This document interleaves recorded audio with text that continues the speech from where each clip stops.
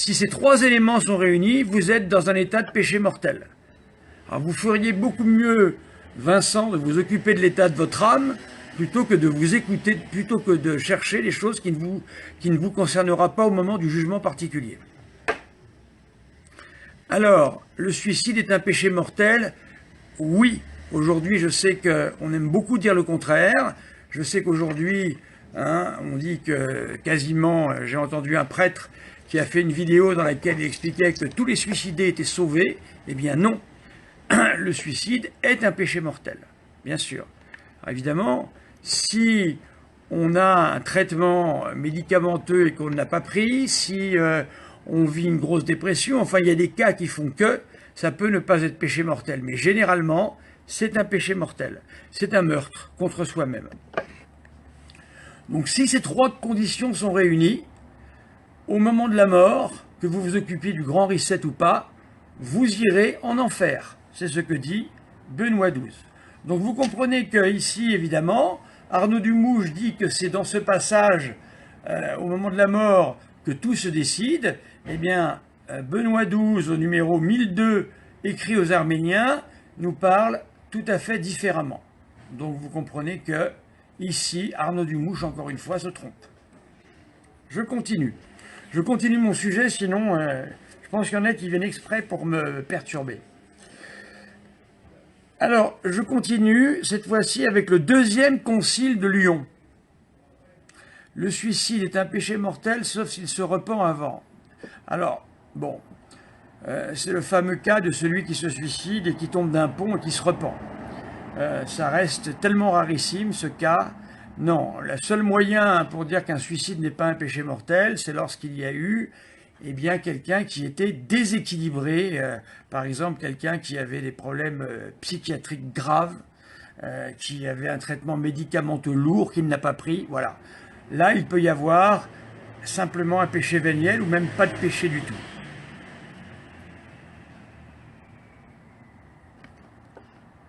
Oui, c'est du bavardage de savoir qui va aller en enfer ou pas, bien sûr. 858. Pour les âmes de ceux qui meurent en état de péché mortel, Concile de Lyon, ou avec le seul péché originel. Alors là, c'est un problème justement que soulève alors Marthe Robin, bon, j'en parlerai une autre fois de Marthe Robin, mais je crois qu'il faut faire attention dans ces citations avec Marthe Robin.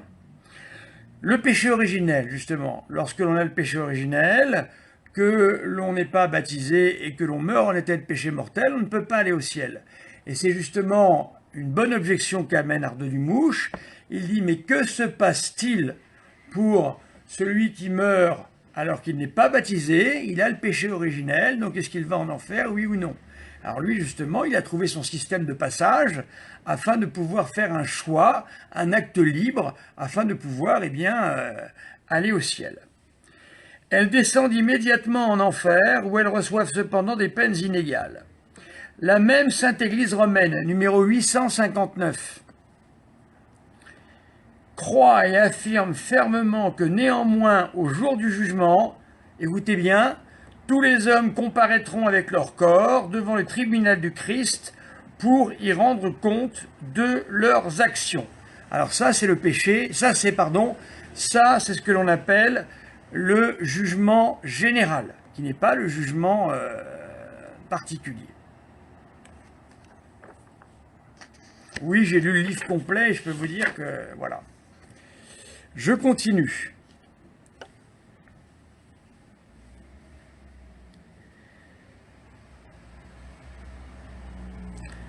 Alors, au temps du jugement, ça c'est le 16e concile de Tolède. Si vous avez été baptisé, vous n'avez pas le péché originel. Non, Marie. Et au temps du jugement, nous nous tiendrons devant le Christ et ses saints anges, et chacun rapportera ce qu'il a fait dans son corps, soit en bien, soit en mal. Pas question ici d'un passage. Et il recevra de lui, soit pour ses actions le règne et la béatitude sans fin, soit pour ses méfaits, la mort de la damnation éternelle.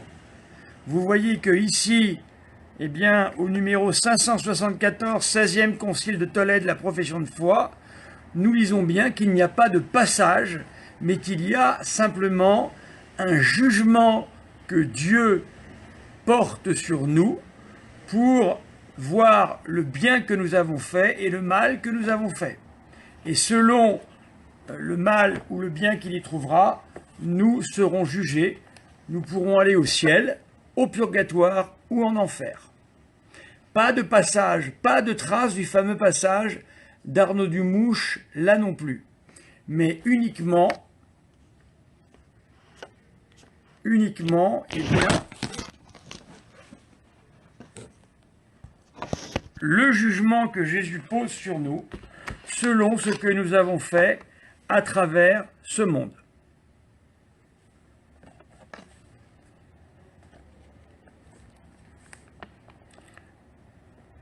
Alors écoutez bien, Arnaud Dumouche nous dit que,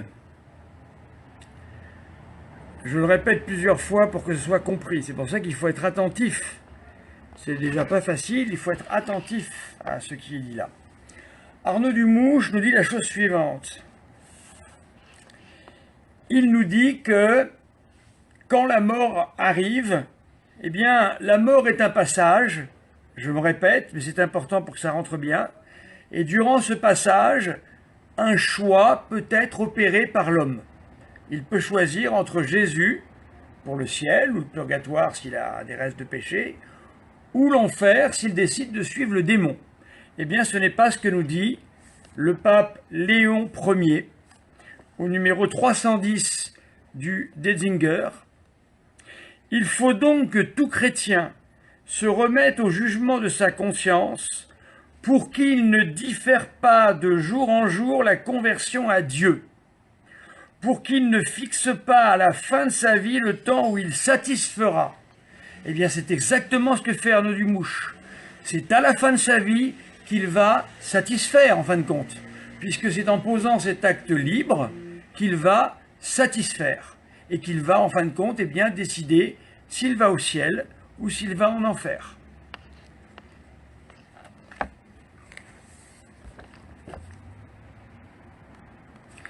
Alors, le grand problème d'Arnaud Dumouche, donc, c'est de savoir que deviennent les païens, ceux qui ont le péché originel, etc. Eh bien, je vais vous lire ici un texte d'Alexandre VIII qui condamne des propos de jansénistes. Peu importe ce que sont les jansénistes, je veux que vous écoutez le propos qui a été condamné par l'Église. Les païens, les juifs, les hérétiques et d'autres semblables ne reçoivent aucune influence de Jésus-Christ. Et on peut en conclure justement que la volonté est en eux nue et désarmée, sans aucune grâce suffisante. Eh bien, Alexandre VIII condamne fermement cela en disant que les païens reçoivent justement ce que l'on appelle la grâce suffisante qui peut devenir efficace et ainsi être sauvés. Alors, je conclus par ça. Pour prouver que Dieu donne à tous les païens la grâce suffisante, nous pouvons invoquer tous les documents de l'Écriture et de la tradition que nous avons déjà allégués plus haut, pour démontrer, alors ça c'est important, l'universalité de la volonté divine de salut. C'est-à-dire que Dieu veut que tous les hommes puissent avoir l'occasion de faire leur salut, d'être sauvés.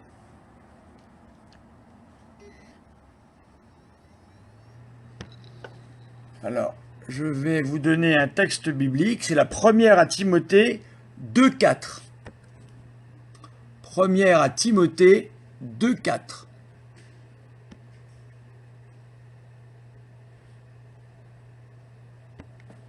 Première à Timothée 2,4 que je vais vous lire. Vous allez comprendre pourquoi. Voilà. Alors, Jésus qui veut que tous les hommes soient sauvés et parviennent à la connaissance de la vérité. Donc vous voyez, Jésus a la volonté que tous les hommes puissent arriver à la connaissance de la vérité. C'est pour cette raison-là qu'il y a ce que l'on appelle la grâce suffisante, que les hommes, qu'ils soient baptisés, non baptisés, païens, juifs ou autres, ils reçoivent la grâce suffisante. S'ils coopèrent avec cette grâce suffisante, elle devient efficace et cela peut leur permettre d'aller au ciel. Je continue.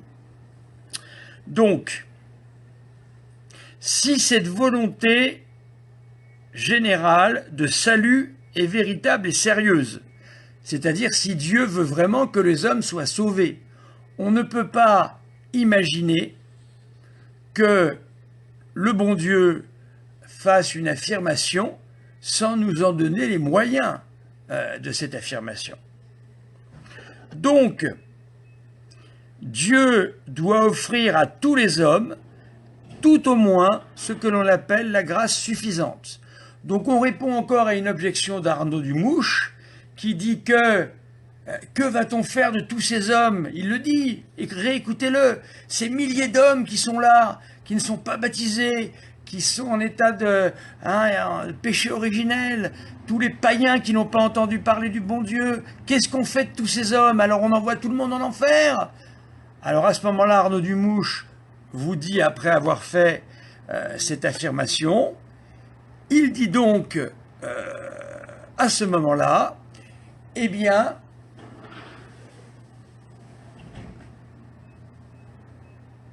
au moment de la mort, il existe un temps qui permet aux hommes de pouvoir faire un choix entre Jésus ou le démon, de poser ainsi un acte libre, et de cette façon-là, ils peuvent faire leur salut.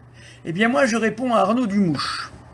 Plutôt que d'aller chercher des hypothèses pour le moins farfelues, car elles ne sont nulle part dans l'Écriture, elles ne sont nulle part dans le magistère, si ce n'est par un bricolage qu'Arnaud Dumouche opère. Je vais répondre à votre question, Nedim, à quel moment la grâce suffisante devient efficace? Je continue. Donc il doit accorder à chaque homme en particulier les moyens intérieurs et extérieurs par lesquels il pourra d'abord arriver à la connaissance de la vérité et ensuite aussi la force surnaturelle de volonté par laquelle il pourra se soumettre à l'ordre du salut. Ce n'est que parce que Dieu veut sérieusement le salut de tous qu'il peut punir avec justice ceux qui n'y parviennent pas. Alors c'est très mystérieux, Nedim, cette grâce suffisante. Elle est proportionnée pour chacun d'entre nous.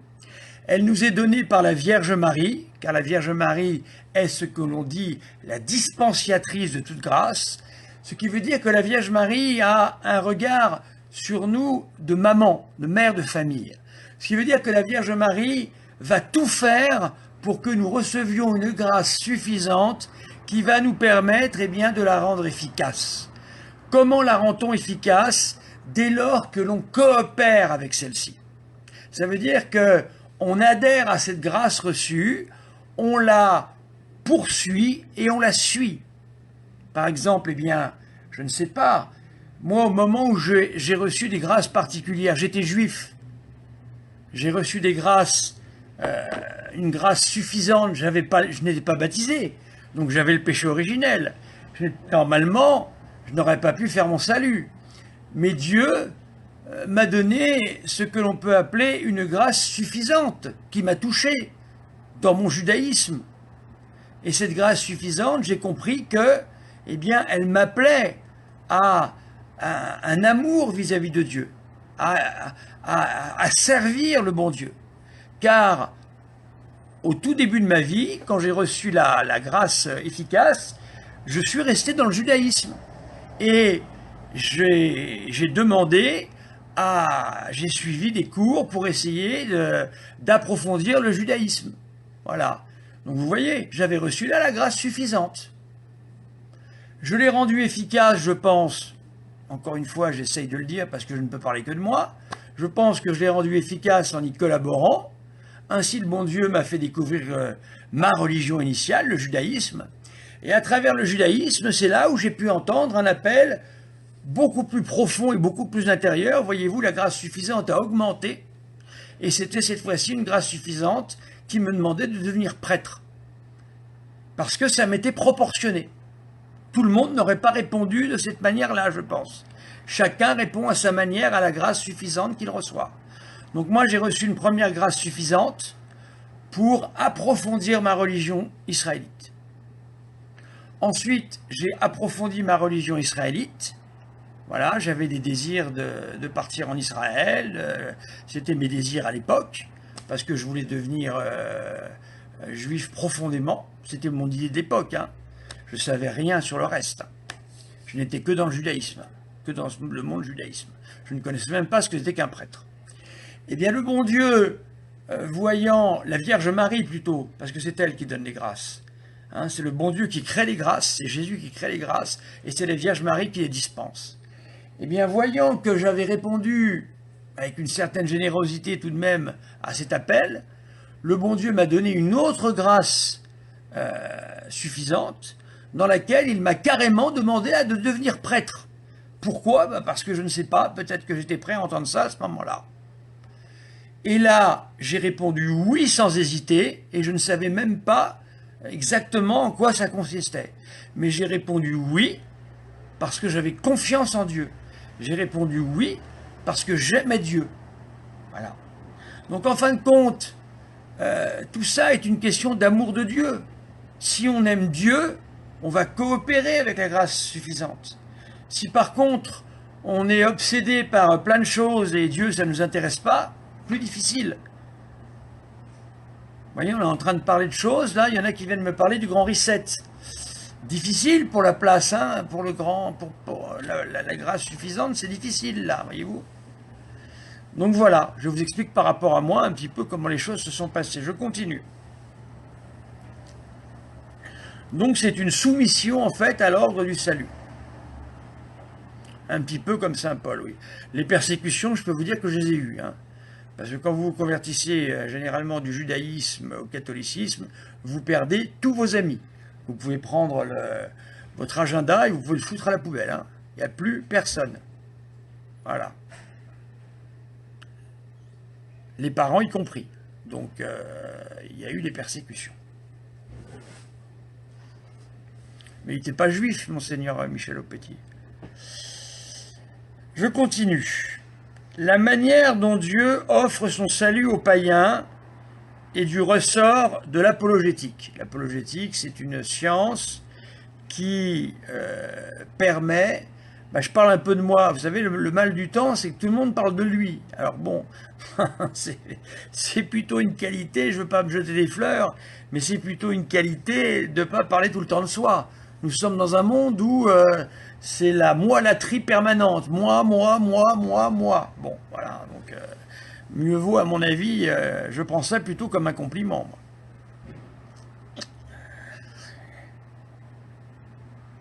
Les théologiens exposent à ce sujet diverses opinions. Ce qui rend le problème difficile, c'est parce que plusieurs païens ne sont jamais entrés en contact extérieurement avec la prédication de l'Évangile et par suite ne sont pas en état de prendre position à son égard. Alors ici, pareillement, voilà Arnaud Dumouche qui arrive avec sa thèse et sa théorie inventée de toutes pièces et qui nous dit « Pas de problème, ils n'ont jamais entendu parler de Jésus, pas de problème, j'arrive tel un super-héros et je vous propose la solution magique et miraculeuse. » Voyez-vous, qu'est-ce que c'est? Eh bien, je répète, hein, décidément je l'aurais répété plusieurs fois pour que ça rentre bien, au moment de la mort, il y a un passage dans lequel je peux choisir en toute tranquillité entre Jésus et le démon. Pardonnez-moi Arnaud Dumouche, mais moi, je n'ai pas eu la toute tranquillité de choisir. Parce que pour vous, il faut être dans une situation quasiment angélique pour faire ce choix. Ben non, non, ça ne marche pas comme ça. Ce qui rend le problème, c'est ça qui rend le problème difficile. Alors, au lieu de se jeter sur une solution qui n'existe pas, j'ai pris Arnaud Dumouche la dernière fois en train de dire ma solution n'existe pas, mais un jour elle sera reconnue. Mais qu'est-ce que ça veut dire ça? C'est comme si je vous disais, je crois au cercle carré, aujourd'hui il n'y en a pas, mais je suis persuadé que dans 10 ans on en trouvera un. Non mais voyons, soyons sérieux s'il vous plaît, un peu de sérieux. Rien dans le magistère, rien dans la Sainte Écriture lue correctement ne donne les solutions avancées par Arnaud Dumouche.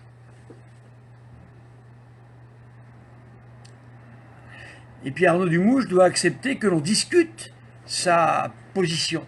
S'il ne l'accepte pas, c'est qu'elle est fragile, très fragile. S'il y a besoin tout de suite de dire qu'on est méchant ou je ne sais quoi, c'est qu'il ne peut pas tenir sa position. On fait de la théologie, Arnaud Dumouche, là, on ne fait pas autre chose. Donc répondez, objectez-moi, objectez ce que je dis, et je répondrai. Ou j'irai dans votre sens, si c'est juste, bien sûr. Je continue. Alors donc, pas besoin de cette solution miracle inventée et sortie de la tête d'Arnaud Dumouche. Mais voilà ce que dit l'Église, Arnaud Dumouche. Il leur faut parvenir à la grâce par une voie purement intérieure. Bien que le comment de cette offre de la grâce nous échappe, nous devons cependant en admettre la généralité. Mais il semble que les voies extraordinaires de salut sont aussi nombreuses que les hommes qui se trouvent en dehors de l'ordre du salut. Voilà, voyez-vous, ça veut dire, ça revient à... Mais il y a un débat, Marie, en ce moment.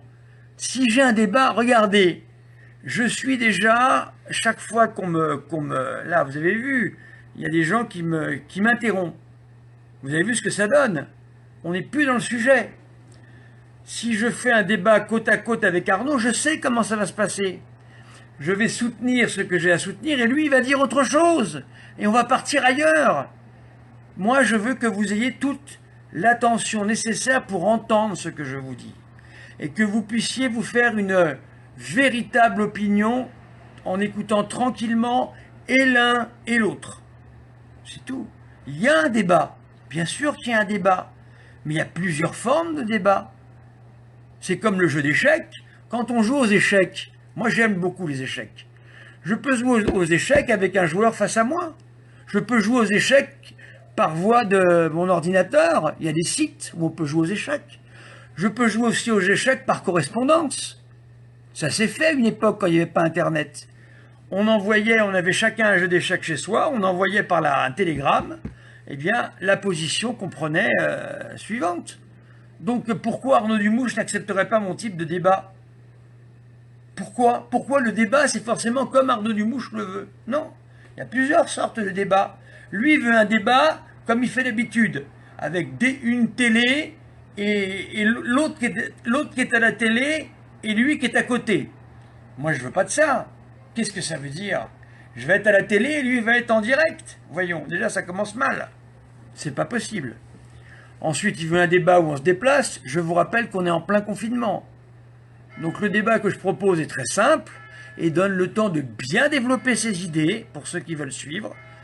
Chacun son tour, nous nous répondons. Moi, je lui réponds ici, je pense, avec courtoisie.